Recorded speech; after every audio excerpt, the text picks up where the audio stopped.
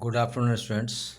I am Sanjay Kumar Sinha, Assistant Professor from BCA Department, Mahila College, Chaibasa. Last class of BCA 6th semester in paper Data Mining and Warehousing, 8th video lecture, we had discussed chapter The Data Warehouse Environment. And today we read chapter The Data Warehouse Design. And today this is 9th lecture. Okay. First of all, cost justification. Justification for the data warehouse is normally not done on an priori return on investment, means ROI basis. To do such an analysis, the benefits must be known prior to building the data warehouse. ये जो cost justification जो topic है, ये data warehouse का important topic है और ये कहता है कि ये मतलब ROI मतलब रिटर्न ऑन इन्वेस्टमेंट, मतलब ऐसा नहीं कि इन्वेस्टमेंट हमने किया, हमने उसको डेटा वेयरहाउस बना लिया और उस आधार पर हमारा कॉस्ट मतलब उसी के हिसाब से कॉस्ट भी जस्टिफाई होगा, कॉस्ट उस तरह से हम लोग फिक्स कर सकते हैं, ऐसा नहीं है। तो कहता है कि इस तरह का एनालिसिस करने के लिए हम लोग को बेनिफिट जानना पड़ेगा कि इस डेटा वेयरहाउस कितना बेनिफिट हो सकता है। In most cases, the real benefits of the data warehouses are not known or even anticipated before construction begins because the warehouse is used differently than other data and systems built by information system. कहता है maximum case में क्या होता है, data warehouse का जो benefits है, तो कई सारे जब हम लोग अलग अलग यूज करते हैं डेटा के लिए, अलग अलग इंफॉर्मेशन सिस्टम्स के लिए यूज़ करते हैं, तो उसके अगेंस्ट में इसका हम लोग बेनिफिट्स जान सकते हैं। तो ये पहले से हम लोग इसका मतलब नहीं जान पाएंगे कि कितना बेनिफिट्स होगा, और क्योंकि उसी के अकॉर्डिंग, उसी के आधार पर, इंफॉर्मेशन सिस्टम के आधार पर इसका सारा हम लोग बेनिफिट जान सकते हैं। Unlike most information processing, the data warehouse exist in realm of give me what I say I want, then I can tell you what I really want. कहता है कि ज़्यादातर जो इन्फॉर्मेशन जो प्रोसेसिंग होता है, तो डेटा वेयरहाउस में भी सेम सिस्टम है कि मतलब गिव में मतलब मैं क्या कर रहा हूँ, मुझे क्या चाहिए वो आप दो, देन तब मैं बताऊँगा कि मुझे एक्चुअली क्या चाहते हैं, मैं क्या चाहता हूँ। ठीक है।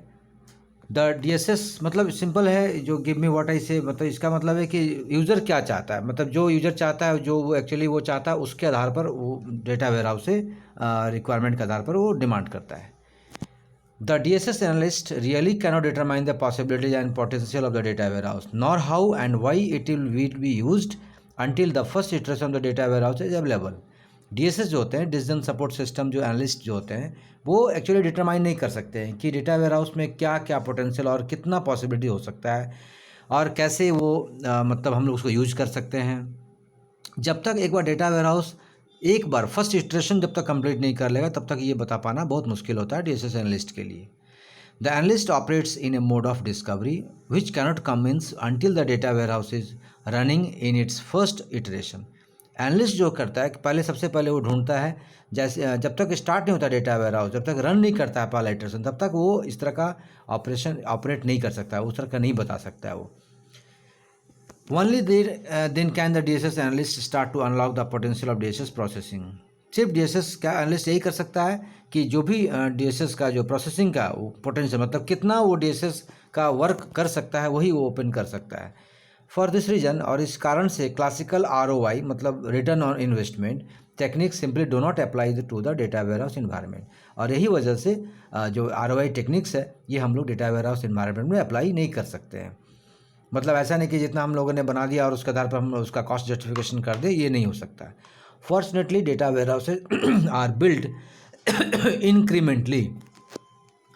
संयोग से डेटा वेयरहाउस जो होता है वो मतलब धीरे धीरे हम लोग एक एक स्टेप हम लोग बढ़ते हैं, इंक्रीमेंटली हम लोग करें, जैसे जैसे डेटा हमारे पास आता है वो इंक्रीमेंट करते जाता है। The first iteration can be done quickly and for a relatively small amount of money.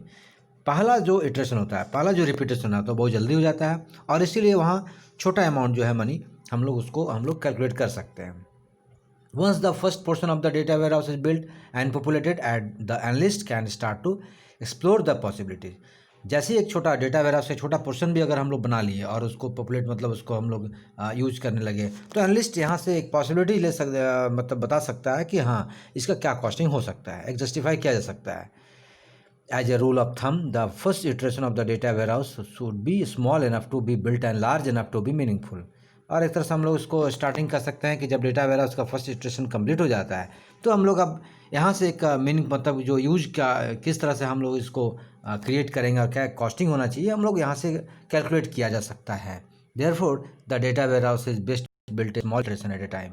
इसीलिए डेटा वेयरहाउस हम लोग कह सकते हैं कि एक टाइम में अगर छोटा भी इटरेशन छोटा भी मैंने एक बार भी रिपीटेशन अगर हो जाता है तो हम लोग उसको आसानी से कैलकुलेट हम लोग कर सकते हैं.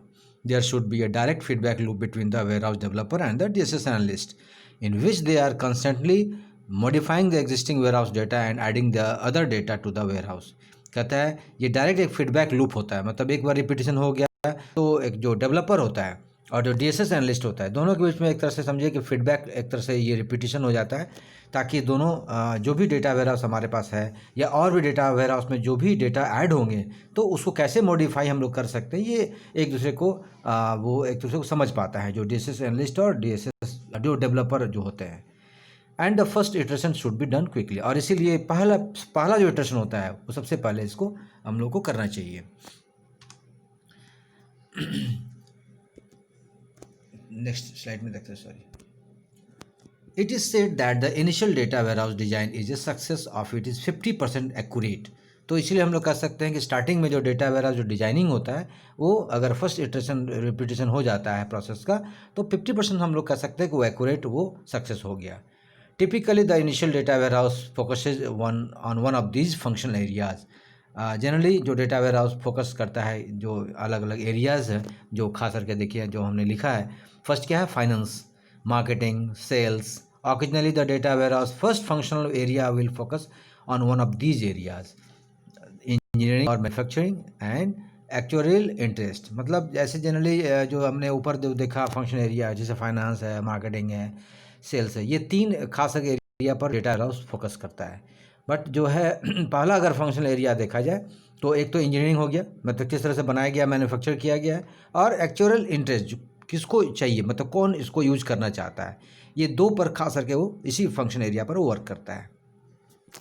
तो इस तरह से हम लोगों ने देखा कि कॉस्ट जस्टिफिकेशन कैसे किया जा सकता है डेटा वेयरहाउस का. नेक्स्ट जो टॉपिक आपका है डेटा होमोजेनिटी और हेटेरोजेनिटी. ठीक है. तो होमोजेनिटी में से होता है एक जैसा एक रूपता डेटा का, और हेटेरोजेनिटी मतलब अलग अलग विविधता, मतलब अलग अलग तरह का डेटा. कहता है कि at first glance it may appear that the data found in the data warehouse is homogeneous in the sense that all of the types of records are the same. पहली बार अगर देखा जाए तो जनरली जो भी डेटा हम लोग देखते हैं या जो हमको मुझे मिलता है डेटा वेयरहाउस के अंदर में वो लगता है सब एक ही जैसा डेटा है, सबका एक ही मीनिंग हो सकता है, सबका रिकॉर्ड एक ही जैसा दिखता है. बट इन ट्रूथ मतलब सच्चाई में देखा जाए तो data in the data warehouse is very heterogeneous. But अगर देखा जाए तो जो डेटा वेयरहाउस में जो डेटा स्टोर होता है वो डिफरेंट टाइप का डेटा होता है. The data found in the data warehouse is divided into major subdivisions called subject areas. और जो डेटा वेयरहाउस के अंदर में जो डेटा हम लोग पाते हैं वो उसको अलग अलग एरिया में बांटा हुआ, मतलब मेन जो उसको सब डिवीज़न, मतलब एक तो मेन एरिया फिर उसके अंदर में और भी डिवीज़न किया रहता है, तो अलग अलग एरिया में उसको हम लोग बांट के रखते हैं. ये डेटा वेयरहाउस है सब्जेक्ट एरिया जो product, customer, vendor and transaction. Data warehouse में जैसे सब्जेक्ट एरिया हो गया, प्रोडक्ट हो गया जो हम लोग प्रोडक्ट हम लोग जो यूज कर रहे हैं, जो हम लोग बना रहे हैं, कस्टमर जो हो गया जो यूज करता है, वेंडर जिसके थ्रू सारा सेल होता है, ट्रांजैक्शन जो भी वहाँ ट्रांजैक्शंस होता है, जो लेन देन जो भी हो रहा है. तो ये चार अलग अलग एरिया में डेटा वेयरहाउस उसको अलग अलग बांट के रखता है.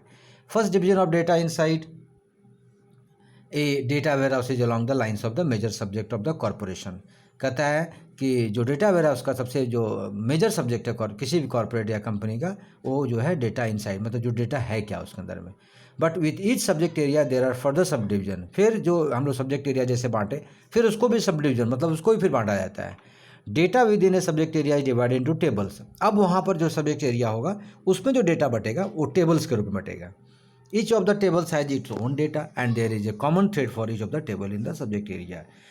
हर एक टेबल में अपना अपना डेटा होगा और सभी के बीच एक थ्रेड होगा, मतलब कनेक्टेड होगा. क्योंकि हर एक एरिया का टेबल है उससे फिर वो कनेक्टेड है. That common thread is the key और फॉरेन की डेटा एलिमेंट और प्रोडक्ट. आपने फॉरेन की पढ़ा होगा, और ये जो फॉरेन की होता है क्या होता है, दो टेबल के बीच में कनेक्शन होता है जो आपस का कनेक्ट होता है.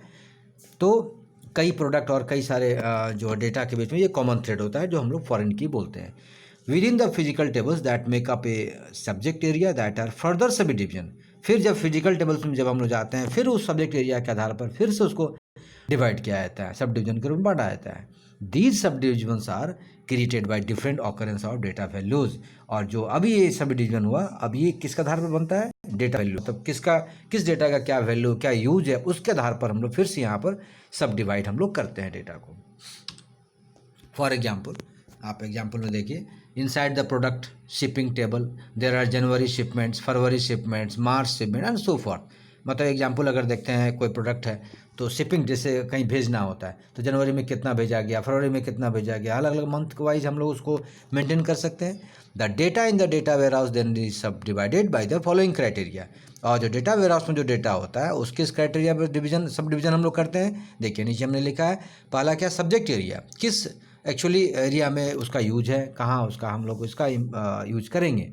सेकंड, टेबल, अलग अलग टेबल जो बटा हुआ है। और थर्ड है occurrence of data within A table, जो टेबल के अंदर जो डेटा है उसकी उपस्थिति के आधार पर हम लोग सब डिवीजन करते हैं। This organization of data within a data warehouse makes the data easily accessible and understandable for all the different components of the architecture that must build on the data found there. और ये जो organisation, जो data ware house जो भी होता है, ताकि इसके थ्रू डेटा आसानी से एक्सेसिबल हो और उसको हम लोग आसानी से समझ सकें, उसका आर्किटेक्चर हम लोग आसानी से बना सकें। जो भी डेटा फाउंड, जो डेटा हम लोग को मिलेगा अलग अलग आर्किटेक्चर के आधार पर वेयर हाउस के अंदर में, उसके आधार पर हम लोग आसानी से डेटा को एक्सेस कर सकें। The result is that the data warehouse with its granular data serves as a basis for many different components. Data warehouse का जो रिजल्ट होगा, जो आउटपुट होगा, वो ग्रैनुलर डेटा, मतलब एक अलग से समझ लीजिए कि शॉर्ट करके, अरेंज करके वो डेटा मिलेगा जो अलग अलग कंपोनेंट्स के आधार पर उसको हम लोग यूज करेंगे। The simple yet elegant organization of data within the data warehouse environment makes data accessible in many different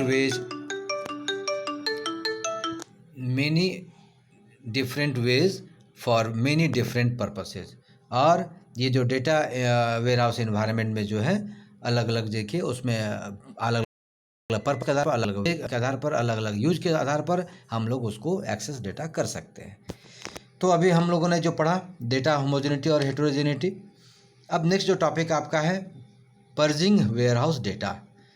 data does not just eternally pour into a data ware house.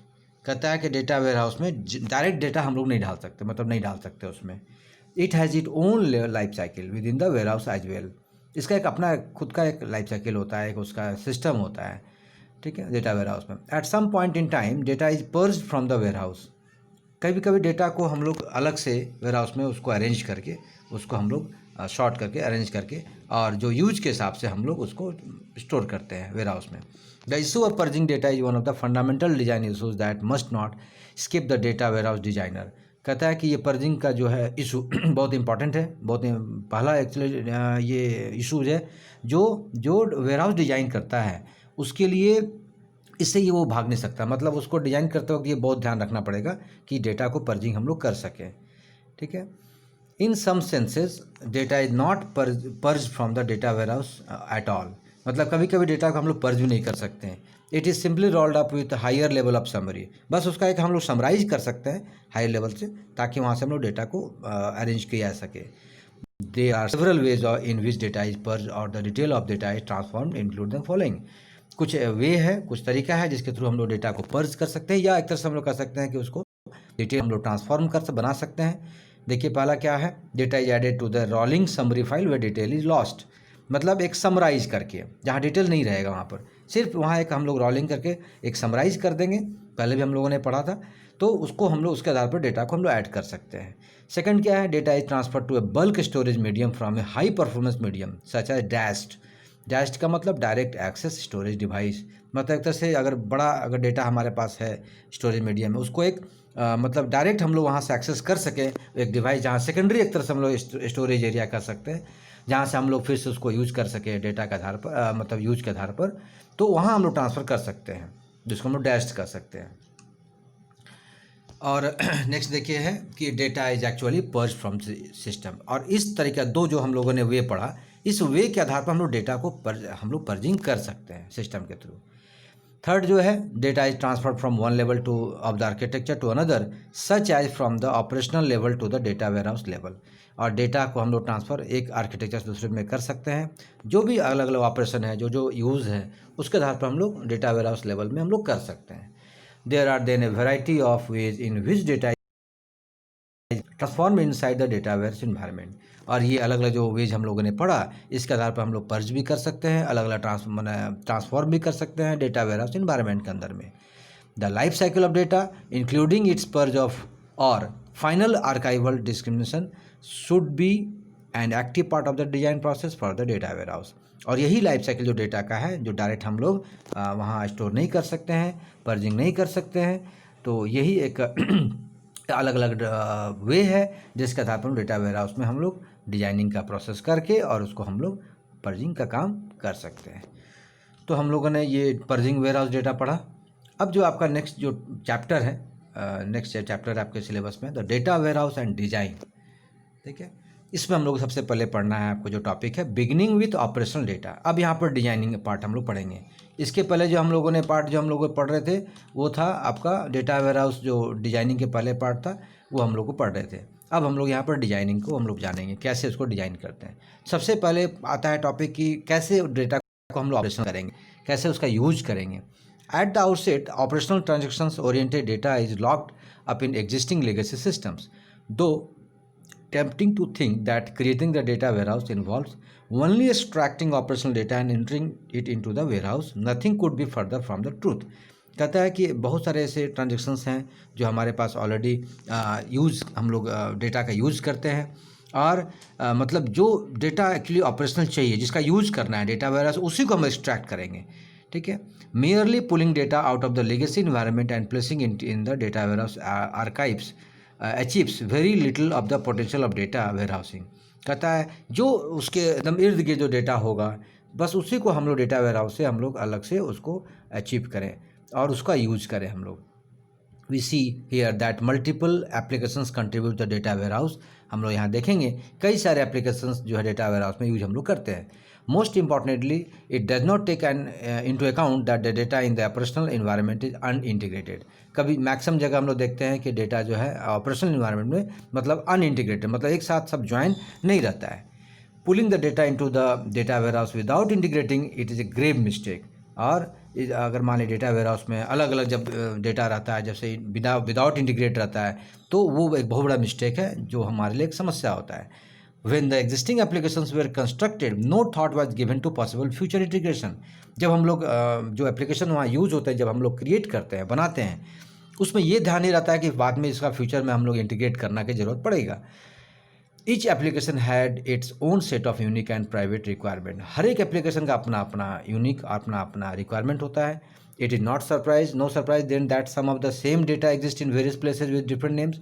Some data is labeled with the same way in different places. Some data is all in the same place with the same name but reflect a different measurement and so on। तो ये एक आश्चर्य की बात नहीं है, क्योंकि कई सारे डेटा है एक ही प्लेस में अलग अलग नाम से, एक ही टाइप का डेटा है बट अलग अलग प्लेस में रखा हुआ है, अलग अलग लेबल से रखा हुआ है, अलग अलग एक ही प्लेस में अलग अलग नाम से भी रखा है, अलग अलग डेटा अलग अलग जो है नेम से रिफ्लेक्ट कर रहा है और अलग अलग मेजरमेंट है। इस तरह से हम लोग देखते हैं कि हर एक एप्लीकेशन का अलग अलग यूज़ के आधार पर, रिक्वायरमेंट के आधार पर वहाँ डेटा स्टोर किया रहता है। Extracting data from many places and integrating it into A unified picture is a complex problem. अब जो वहाँ अलग अलग प्लेस में डेटा जो है उसका वहाँ से इंटीग्रेट करके, मतलब वहाँ से हम लोग अलग अलग एक्सट्रैक्ट करके यूज़ के हिसाब से, ये एक सबसे बड़ा समस्या है कि अलग अलग जगह से कैसे उसको हम लोग एक्सट्रैक्ट करें और उसको फिर इंटीग्रेट करके यूज़ कर सकें। This lack of integration is the extract programmers nightmare. और यही जो इंटीग्रेशन का कमी जो है प्रोग्रामर के लिए बहुत बड़ा एक समस्या है। One simple example of lack is integration is data that is not encoded consistently. एक सिंपल हम लोग एग्जाम्पल देखते हैं जो लैक ऑफ इंटीग्रेशन कर सकता है कि एक साथ इंटीग्रेट नहीं रहता है, इसकी कमी है। तो हम लोग डेटा का मतलब इनकोडिंग हम लोग एक साथ नहीं कर सकते। As data passes to the data warehouse, the applications different values must be correctly recorded with the proper value। कहता है कि यहाँ पर डेटा वेयरहाउस में हम जो एप्लीकेशन जो यूज करते हैं, अलग अलग जो वैल्यू यूज करते हैं, तो अलग अलग वैल्यू के हिसाब से रिकॉर्डिंग वो करेगा। As example consider 4 applications that have the same field pipeline. Example के तौर पर हम लोग मान लीजिए कि 4 एप्लीकेशन हम लोग ले रहे हैं और सभी का एक ही पाइपलाइन है, मतलब सभी का एक ही यूज़ है। The pipeline field is measured differently in each application, और अलग अलग एप्लीकेशन के आधार पर अलग अलग मेजरमेंट भी है। In one application pipeline is measured in inches. मान लीजिए कि एक पाइपलाइन में एप्लीकेशन में क्या है, वो इंच के आधार पर मेजर करता है, दूसरा सेंटीमीटर के आधार पर करता है, तीसरा इस तरह से वो अलग अलग मेजरमेंट सबका है। It does not matter how pipeline is measured in the data warehouse as long as it is measured consistently. ये मैटर नहीं करता कि वो किस तरह से मेजर कर रहा है, कब तक कंसिस्टेंटली मेजर करेगा, ये इंपॉर्टेंट है। As each application passes its data to the warehouse, the measurement of pipeline is converted into a single consistent corporate measurement. तो इस तरह का एप्लीकेशन को यूज करने के लिए डेटा वेयरहाउस में हम लोग को एक कन्वर्ट, मतलब एक सिंगल, मान लीजिए कि 4 अलग अलग है तो इसको अगर सिंगल कॉर्पोरेट मेजरमेंट में हम लोग कन्वर्ट कर लें तो ये बेटर होगा डेटा वेयरहाउस के लिए। Field transformation is another integration issue. मान लीजिए कि फील्ड का अगर ट्रांसफॉर्मेशन बनाना है तो एक दूसरा ये इंटीग्रेशन इशू है। से that the same field exist in 4 application under 4 different name. अब मान लीजिए कि एक ही तरह का फील्ड है लेकिन अलग अलग एप्लीकेशन में अलग अलग नाम से है। To transform the data to the data warehouse properly, mapping from the different source fields to the data warehouse fields must occur. अब इस तरह का डेटा वेयर हाउस में अगर हम लोग चाहते हैं उसको मैनेज करना और ट्रांसफॉर्म करना तो अलग अलग डेटा वेयर हाउस फील्ड हम लोग को फिर यहाँ लेना होगा। Yet another issue is that legacy data exists in many different format under many different DBMSs। अब ऐसा भी एक और इशू आता है कि कई सारे डिफरेंट अलग अलग फॉर्मेट में, चूँकि अलग अलग सबका DBMS होगा, डेटाबेस मैनेजमेंट सिस्टम का जो फॉर्मेट होगा वो अलग अलग सब यूज कर रहा है, अलग अलग सब ने कंस्ट्रक्ट किया है। Some legacy data is under IMS, some legacy data is under DB2 and still other legacy data is under VSM। मतलब अलग अलग फॉर्मेट में डेटा वहाँ अवेलेबल आपका डेटा वेयरहाउस में इंटीग्रेट करके रखा हुआ है। But all of these technologies must have the data they protect brought forward into a single technology। लेकिन सारे टेक्नोलॉजी को अगर हम लोग यूज करते हैं तो ये सब का एक ही मतलब का ये है कि सबको प्रोटेक्ट करना है सिंगल टेक्नोलॉजी, मतलब उसका यूज कर सकते हैं सारे टेक्नोलॉजी के आधार पर। Such a translation of technology not always straightforward. इस तरह का टेक्नोलॉजी ट्रांसलेट करना या डेवलप करना इतना आसान नहीं होता है। These simple examples hardly scratch the surface of integration and they are not complex in themselves, but when they are multiplied by the thousand of existing system and files, compounded by the fact that documentation is usually out of date or non-existent, the issue of integration become burdensome। मतलब ये जितना भी हम लोग बात कर रहे हैं कि इतना सारा टेक्नोलॉजी को यूज़ करके अगर एक सिंगल टेक्नोलॉजी बना दिया जाए तो ये इतना आसान तो है नहीं। लेकिन अब मान लीजिए कि थोड़ा अगर डेटाबेस अगर रहा तो बहुत आसानी से हो जाएगा, बट अगर बहुत ज़्यादा अगर हमारे पास सिस्टम फाइल है और सबको डॉक्यूमेंटेशन करना है सबको, तो ये एक हमारे लिए बहुत बड़ा एक बर्डन हो जाएगा और ये बहुत बड़ा एक इशू हो जाएगा इंटीग्रेशन का। But integration of existing legacy system is not the only difficulty in the transformation from the operational existing system environment to the data warehouse environment. कहता है सिर्फ ये इंटीग्रेशन ही प्रॉब्लम नहीं है, कोई भी डेटा ऑपरेशनल करने के लिए कोई भी इस तरह का डेटा वेयरहाउस इन्वायरमेंट में ये सबसे बड़ा एक समस्या यही इंटीग्रेशन ही नहीं है, और भी बहुत सारे प्रॉब्लम है। Another major problem is the efficiency of accessing existing system data. दूसरा एक मेजर प्रॉब्लम क्या है, जो डेटा हमारे पास है उसको एक्सेस, मतलब उसको कैसे एक्सेस कर रहे हैं, वो एफिशिएंसी हमारा कैसे हो। How does the program that scans existing systems know whether a file has been scanned previously. ये भी देखना है कि जो प्रोग्राम्स हमारे हैं वो पहले के फाइल्स को कैसे स्कैन किया, किस तरह से उसको यूज किया गया। The existing systems environment holds ton of data and attempting to scan all of it every time a data warehouse load needs to be done is wasteful and unrealistic. इस तरह का जो इन्वायरमेंट सिस्टम जो होता है वो बहुत सारा डेटा रखता है, उसके पास स्टोर रहता है, और कई सारे मतलब डेटा को एक साथ डेटा वेयरहाउस में वो मतलब उसको यूज कर स्कैन करता है, और जब भी यूज़ करता है तो वेस्टफुल होगा, कभी कभी यूजलेस भी हो सकता है। 3 types of loads are made into the data warehouse from the operational environment. अब जब हम ऑपरेशनल इन्वायरमेंट का बात करते हैं डेटा वेयरहाउस में तो 3 तरह का लोड्स हो सकता है। पहला क्या है, archival data. Second, data currently content in the operational environment. Third one is ongoing changes to the data warehouse environment from the changes, मतलब updates that have occurred in the operational environment since the last refresh. कहता है कि 3 तरह का, एक तो data का archive करना बहुत मुश्किल है, फिर ये लोड है, एक तो फिर जो भी ऑपरेशनल इन्वायरमेंट हम यूज़ कर रहे हैं वहाँ डेटा हमारे पास होना चाहिए, फिर जब भी अगर अपडेट करें जो भी हमारे इन्वायरमेंट है, लास्ट जो हम लोगों ने एक्सेस किया है, जिस तरह से अपडेट किया है, उसके आधार पर भी हमको देखना पड़ेगा कि किस तरह से उसको यूज किया गया है। तो ये सारा ऑपरेशनल इन्वायरमेंट में ये एक लोड्स जो है डेटा वेयरहाउस पर होता है। As a rule, loading archival data from the legacy environment as the data warehouse is first loaded presents a minimum challenge for two reasons. ये एक नियम के हिसाब से देखा जाए तो ये लोडिंग आर्काइवल डेटा सबसे इंपॉर्टेंट जो है, ये एक मिनिमम चैलेंज जो करते हैं हम लोग, दो रीजन से होता है। पहला क्या है, it is often is not done at all, मतलब अक्सर इसको नहीं किया जाता है आर्काइवल डेटा के लिए। Organisations find the issue use of old data not cost effective in many environment. कई सारे ऑर्गेनाइजेशन जो होते हैं पुराने डेटा को ज़्यादा वो कई सारे इन्वायरमेंट में उसको यूज नहीं करते हैं। सेकंड क्या है, even when archival data is loaded it is one time only event. मान लीजिए कि अगर हम लोग उसको जब आर्काइवल डेटा को लोड कर रहे हैं तो एक बार ही उसका यूज हम लोग करते हैं। Loading current non archival data from the existing operational environment likewise presents a minimal challenge because it needs to be done only once. तो जो भी इस तरह का इन्वायरमेंट में अगर हम लोग यूज करते हैं तो ऐसे बहुत सारे नॉन आर्काइवल डाटा हैं जिसका सिर्फ एक बार हम लोग को यूज करना है।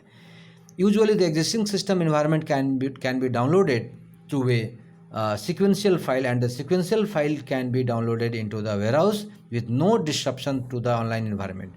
कहता है कि इस तरह का सिस्टम इन्वायरमेंट जो है हम लोग डाउनलोड सीक्वेंशियल फाइल अलग अलग सीक्वेंस के रूप में हम लोग कर सकते हैं, और सीक्वेंस फाइल जो है इस तरह से हम लोग डाउनलोड वेयरहाउस से कहीं भी कर सकते हैं। और इस तरह ऑनलाइन इन्वायरमेंट हम लोग का यूज भी अलग अलग हम लोग, चूँकि कई बार ऐसा होता है कि हम लोग जो भी इन्वायरमेंट है उसमें हम लोग डाउनलोड हम लोग कभी कभी नहीं कर पाते हैं ऑनलाइन इन्वायरमेंट में। Although system resources are required because the process is done by only once. क्योंकि ये सिस्टम रिसोर्सेज इसलिए ज़रूरत होता है क्योंकि ये एक ही बार प्रोसेस किया रहता है। The event is minimally disruptive, और इसीलिए ये इवेंट जो है कई बार इसको हम लोग अवॉइड करते हैं। Loading data on an ongoing basis as changes are made to the operational environment presents the largest challenge to the data architect.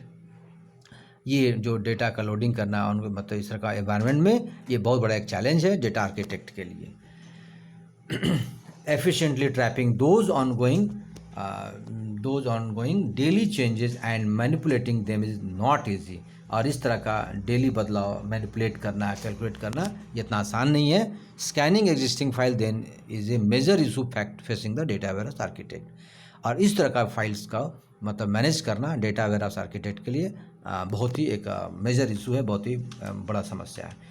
तो ये जो हम लोगों ने ऑपरेशनल डेटा को हम लोगों ने डिज़ाइन, चूँकि जब डेटा वेयरहाउस डिज़ाइन जब क्रिएट करेंगे तो ये ऑपरेशनल डेटा के साथ कैसे हम लोग यूज करना है ये हम लोगों ने यहाँ पर चैप्टर में पढ़ा।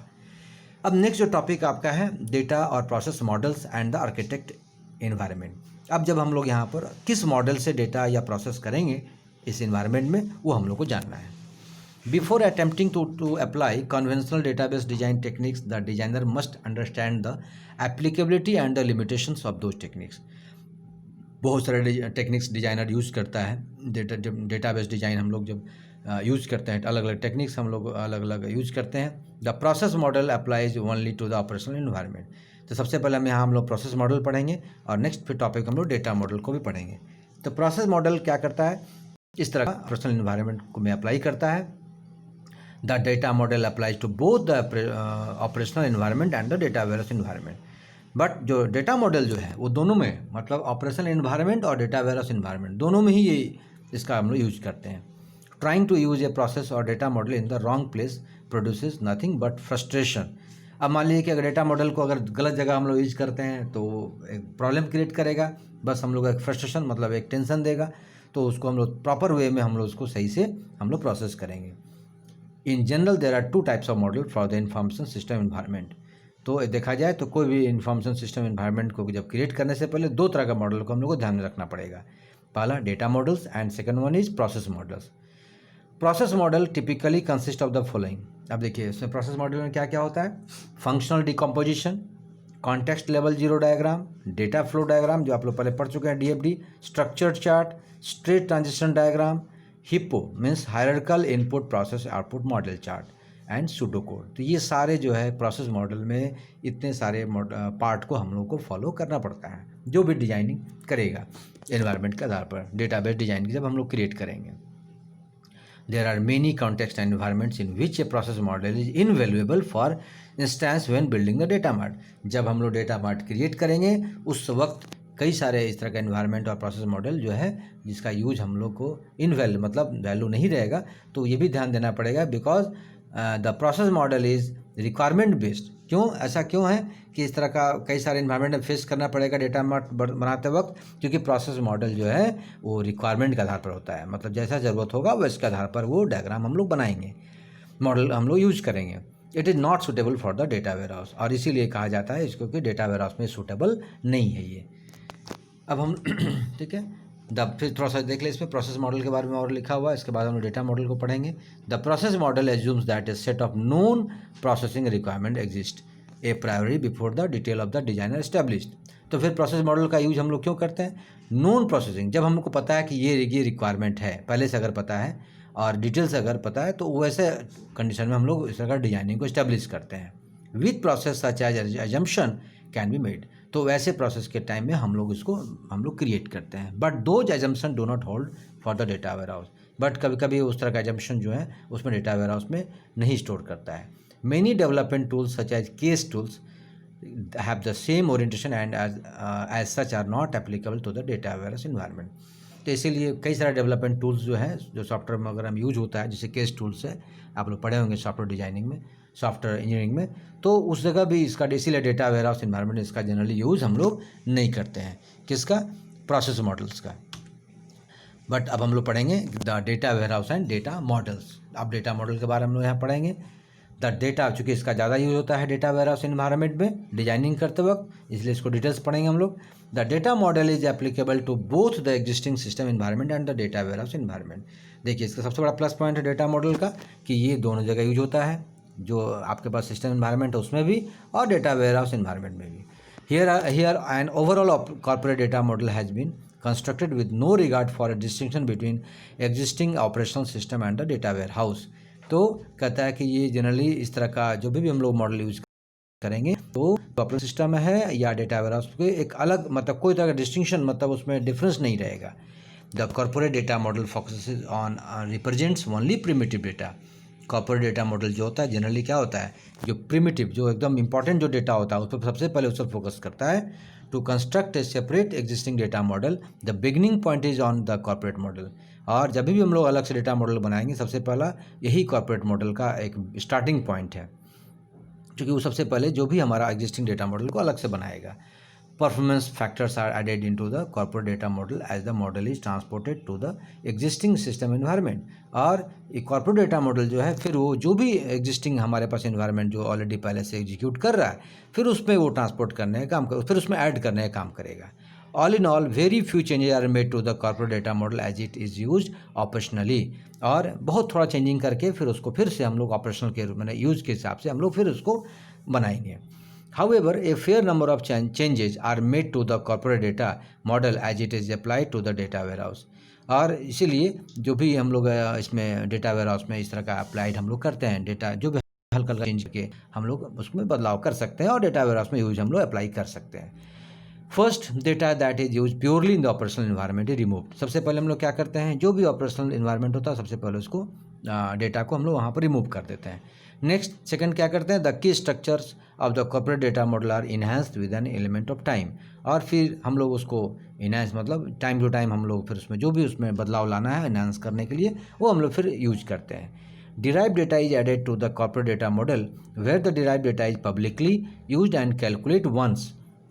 अब वहाँ पर जो है जो भी हम लोग कैलकुलेट करना है, मतलब कि एक बार नॉट रिपीटेडली बार बार उसको हम लोग कैलकुलेट नहीं करते हैं, एक बार हम लोग उसको कैलकुलेट करते हैं और उसको ऐड करते आते हैं। Finally data relationship in the operational environment are turn into artifacts in the data warehouse. Finally जो है एक रिलेशनशिप एक इन्वायरमेंट तैयार होता है और डेटा वेयरहाउस में वही फैक्ट्स जिसका हम लोग यूज करना चाहते हैं। ये final design activity in transforming the corporate data model to the data warehouse data model is to perform stability analysis. अब ये एक फाइनल डिजाइन एक क्रिएट हो जाता है डेटा वेयरहाउस में जिसको हम लोग कह सकते हैं स्टेबिलिटी एनालिसिस, मतलब स्टेबल है मतलब फिक्स है। Stability analysis involves grouping attributes of data together based on their propensity for change. अब यहाँ से एक तरह से पूरा ग्रुप हम लोग तैयार करते हैं एक अलग अलग डेटा का जिसका हम लोग को चेंज मतलब नहीं कर मतलब जब भी अगर जरूरत पड़े तो हम लोग फिर से उसको चेंज करने का जरूरत पड़े तो कर सकते हैं। फिर फॉर एग्जाम्पल इसमें एग्जाम्पल देखिए, stability analysis for the manufacturing environment. 3 tables are created. अब देखिए अगर स्टेबिलिटी एनालिसिस में कैसे एक मैन्युफैक्चरिंग एनवायरनमेंट में वर्क होगा, 3 टेबल सबसे पहले बनाएंगे। 1 लार्ज जनरल पर्पस टेबल, मतलब एक बड़ा अगर आपका टेबल है जो डेटा जिसमें बहुत सारे टेबल्स होते हैं जो ग्रुप किया हुआ है, that sometimes in grouped, and उसको हम लोग कैसे क्रिएट करेंगे अलग अलग ग्रुप वाइज टेबल्स के wise. The net result of stability analysis which usually is the last step of data modeling before physical database design is to create groups of data with similar characteristics। जैसे एक बड़ा अगर आपका table है उसके आधार पर हम लोग अलग अलग जो फिजिकल डेटाबेस डिजाइन क्रिएट करेंगे, एक जैसा कैरेक्टरिस्टिक्स को हम लोग ग्रुप वाइज हम लोग अलग अलग उसको क्रिएट कर करके और अलग अलग हम लोग डेटाबेस डिजाइन हम लोग क्रिएट करेंगे। Then there is the common genesis of data model, और यही आपका डेटा मॉडल का एक कॉमन एक रूप है, एक उसका स्ट्रक्चर है। एज एन एनालॉगी से that the corporate data model is Adam, the operational data model is Cain, and the data warehouse data model is Abel. They are all for the same lineage but at the same time they are all different. कहता है कि इसीलिए इसको अगर हम कर सकते हैं कॉर्पोरेट डेटा मॉडल में ये जितना भी अलग अलग मॉडल जो हम लोग ये देखे हैं पढ़े, तो अलग अलग हम लोग एक ही टाइम में अलग अलग रूप से हम लोग उसको यूज कर सकते हैं। तो इस तरह से हम लोगों ने डेटा मॉडल के बारे में यहाँ पढ़ा। अब ये तो था आपका डेटा वेयरहाउस और डेटा मॉडल्स के बारे में जाना। अब हम लोग चूँकि डेटा मॉडल को अलग से डिटेल्स हम लोग जानना ज़रूरी है, तो हम लोग जानेंगे the data warehouse data model. ठीक है, there are 3 levels of data modelling. अब हम लोग जानेंगे डेटा मॉडल को कितने भागों में बांटा जाता है। तो 3 भागों में बांटा गया है। हाई लेवल मॉडलिंग जिसको हम लोग बोलते हैं ईआरडी, ईआरडी का फुल फॉर्म हो गया एंटिटी रिलेशनशिप लेवल। सेकेंड जो आपका है मिड लेवल मॉडलिंग जिसको हम बोलते हैं called the data item sets, short में इसको DIS। And low level modelling called the physical model. तीनों मॉडल के बारे में हम लोग यहाँ जानना है। पहला क्या है, the high level data model. The high level of model features entity and relationship as shown in figure. Next slide में आपको हमने डायग्राम के थ्रू हम डिस्प्ले करेंगे हम लोग, तो पहले उसके बारे में थोड़ा जान लें। The name of the entity is surrounded by an oval, उसको हम लोग एंटिटी को ओवल के रूप में सराउंड किया गया है। फिर रिलेशनशिप दिखाया गया है एरो के माध्यम से। द डायरेक्शंस, इसको थोड़ा सा नेक्स्ट स्लाइड में ले चलते हैं। देखिए यहाँ पर आपका अलग अलग जो है डायग्राम वहाँ बनाया हुआ है। डायग्राम आप देखिए, आपको हम प्लान तैयार हैं। Direction number of the arrow heads indicate the cardinality of the relationship. Cardinality आप पढ़े हैं DBMS में, ठीक है। Only one direct relationship are indicated. In doing so transitive dependency are minimized. The entities that are shown in the ERD level are at the highest level of abstraction. अलग अलग देखिए right side में आपको दिख रहा है अलग अलग रिलेशनशिप का, ठीक है। उसको वहाँ पर हमने स्कोप ऑफ इंटीग्रेशन भी दिखाया है, ठीक है। अब देखिए उसमें आपका सबसे पहले देखिए लेफ्ट साइड में जो दिख रहा है पार्ट है, सप्लायर है, फिर वो देखिए असेंबली है। पार्ट और सप्लाई ऑर्डर, जैसे ऑर्डर दोनों से कनेक्टेड है, पार्ट से भी और ऑर्डर दोनों एक दूसरे को दे रहा है। फिर सप्लायर ऑर्डर कर रहा है, ठीक है, फिर पार्ट में जा रहा है, फिर पार्ट असेंबली। इस तरह से ये एक ERD बनाया हुआ है जो कोई भी मैन्युफैक्चरिंग एनवायरनमेंट में इसको यूज करेंगे। एरो का अलग अलग देखिए हमने सिंबल दे दिया है। ओवल का मतलब जो है वो बता रहा है एंटिटी या जो भी मेजर सब्जेक्ट है। फिर देखिए एरो सिंगल एरो जो है A1 to N, मतलब A1 जो है उससे कई सारे रिलेशनशिप को दिखा रहा है। 1 to 1 relationship, many to MN मतलब मैनी टू आपका नंबर रिलेशनशिप। तो वो इस तरह अलग अलग आपका एरो के हिसाब से दिखा रहा है, शो कर रहा है। देखिए ऊपर हमने लिखा है if the scope is not predetermined there is a great chance that the modelling process will continue forever. ठीक है, तो ये एक ERD का हमने यहाँ पर आपको ERD जो आपने पढ़ा जो एंटिटी रिलेशनशिप उसको हमने यहाँ पर देखा। ERD जो मतलब एंटिटी रिलेशनशिप लेवल। तो ये का पहला जो आपका ये टॉपिक था हाई लेवल डेटा मॉडल, उसको हम लोग डायग्राम के थ्रू हम लोगों ने देखा, ठीक है। नेक्स्ट जो आपका देखिए यहाँ पर मिड लेवल डेटा मॉडल, ठीक है। After the high level data model is created the next level is established. क्या है मिड लेवल मॉडल या DIS बोल सकते हैं। इसमें क्या है for each major subject area और entity identified in the high level data model a mid level model is created, ठीक है। अब यहाँ मिड लेवल हम लोग क्रिएट करेंगे। इसमें क्या होगा, the high level model has identified 4 entities, 4 तरह की एंटिटीज ये अलग से सब्जेक्ट एरिया के रूप में एक आइडेंटिफाई करेगा। अब देखिए इसमें 4 कौन कौन सा है। एक पहला है primary grouping of data, second है a secondary grouping of data, third एक connector and fourth is type of data. इसको हम यहाँ थोड़ा एक्सप्लेन कर दें हम लोग।